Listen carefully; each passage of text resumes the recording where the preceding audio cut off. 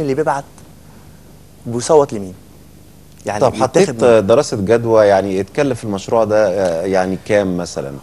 انا ما عنديش علم باسعار الشاشات، لكن كمشروع في حد ذاته. لا، هو مش بس اسعار شاشات، ده في الشرايح اللي انت بتطلبها بالملايين دي، يعني تتكلف كثيرا. انا ارى ان الشرايح دلوقتي يعني يعني بيقولوا ببلاش وخد عليها شريحه ثانيه في الوقت الحالي. بنضرب في رقم كبير قوي. مهما كان الرقم هو مش مكلف جدا. الشريحه ان انا عاوز الشريحه ما تعديش الجنيه، الشريحه نفسها ثمنها ما يعديش الجنيه. انت حضرتك تقدر تحسب احنا بنصرف قد ايه على حمله انتخابيه؟ احنا لا بنصرف مش اقل من 500,000 على حمله انتخابيه. اللي بيصرف المرشح على حملته يعني. ما انت حضرتك مع هو حر الحكومه بتدي له بردك مبلغ من المال عشان يصرف. احنا مش عاوزين كده.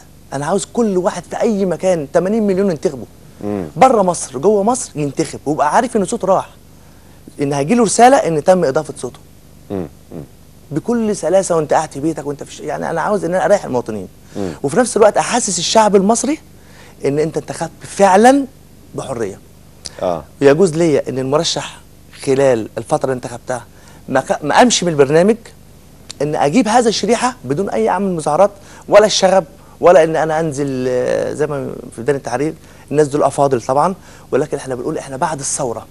بعد الثوره احنا ما يصحش ان احنا مثلا حضاره 7000 سنه. عاوز اقول للعالم كله احنا اهو مصر بعد الثوره. مصر بعد الثوره حاجه جامده قوي. متقدمين قد ايه؟ يعني 7000 سنه احنا عاوز اقول للعالم احنا اهو، احنا الحضاره. الفكره من المركب تكون في النيل ان ده شريان الحياه.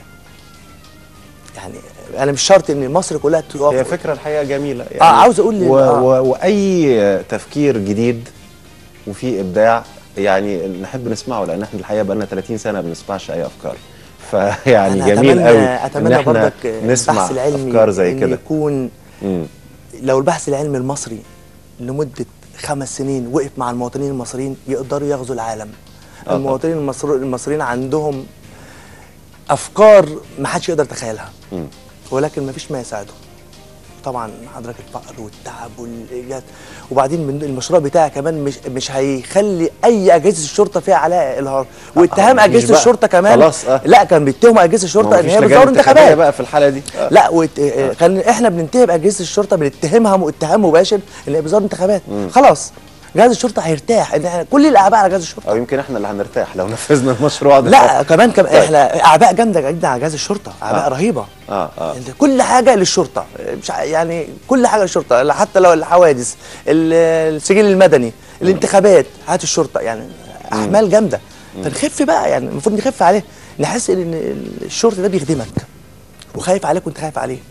عاوزين نرجع يعني الثقه. انت بتتوجه مشروعك ده وشايف ان اللي ينفع ينفذه هي القوات المسلحه انا المصريه. بتوجه للمجلس الاعلى للقوات اللي بالتاكيد سمعتنا يعني دلوقتي على الهوا، ولو كان يعني هم مهتمين او يشوفوا ان في امكانيه لتنفيذ هذا المشروع، احنا موجودين، وحضرتك تسيب نمرتك هنا واكيد هيتصلوا بيك. وانا المشروع عامل دراسه كامله بيه والمركب موجوده، وكمان من ضمن المشروع بتاعي عامل حاجه كويسه جدا، اللي هكون في طائره صغيره هتاخد هيئه الاضاءه تتحرك بيهم تدخلهم المركب كلمسه حضاريه. طائره عائمه، شكل ماكيت الطائره عائمه على علم مصر، هيئه اضاءه ينزلوا يركبوها ويروحوا المركب لبشر اعمال الانتخابات. احنا على الهوا أتمنى وان شاء الله يعني نشوف ايه اللي هيحصل. عموما يعني بنشكرك جدا على انك